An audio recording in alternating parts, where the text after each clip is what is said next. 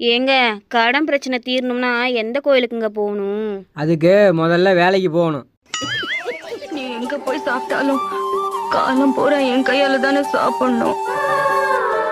நான் உனக்கு, நீ எனக்கு, நமக்குள்ள என்னையா கணக்கு?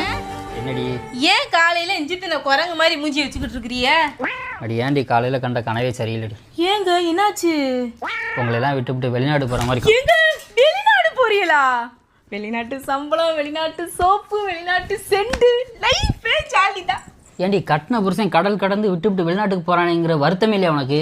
எதுக்கு வருத்தப்படணும்? வெளிநாடு எங்க இருக்கு? பக்கத்துல இருக்கு. கையிலே ஸ்மார்ட் போன் இருக்கு. வீடியோ கால் பேசுனீங்கன்னா பக்கத்துல இருந்து பேசுற மாதிரி இருக்கும். இதுக்கு யாராவது வருத்தப்படுவாங்களாங்க? அதுவும் சரிதாண்டி. என்ன ஒன்று, வெளிநாட்டுக்கு போகிறவன் அங்கேயே புதுசாக ஒரு கல்யாணம் பண்ணிவிட்டு அங்கேயே செட்டில் ஆயிடுறேன். அதை நினச்சா தாண்டி மனசு ரொம்ப கஷ்டமாக இருக்குது. உள்ளூர்லயே வேலை போகாத மாடு வெளிநாட்டுல போய் வேலை போக போகுது. சிக்கன் குழம்பு சிக்கன் இல்லாமல் செய்வது எப்படி?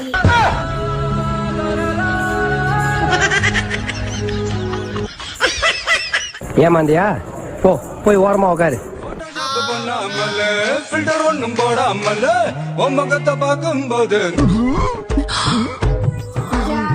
சாப்பிடவா? என்ன பாக்குறீங்க? சாம்பார் தான், வேகமா வாங்க.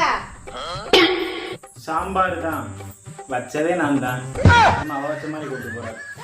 சமைக்க மட்டும் இல்ல, சர்வர் நம்ம தான் பண்ணணும். ரிமோட்டை கொண்டா. அந்த டிவி வாங்கினது நானு, கரண்ட் பில்லு கட்டுறது நானு, அந்த கேபிள் ரீசார்ஜ் பண்றது நானு. ஆனா ரிமோட்டை மட்டும் நீ தரமாட்ட. இது கட்டினது யாரு? நான் தான். அப்ப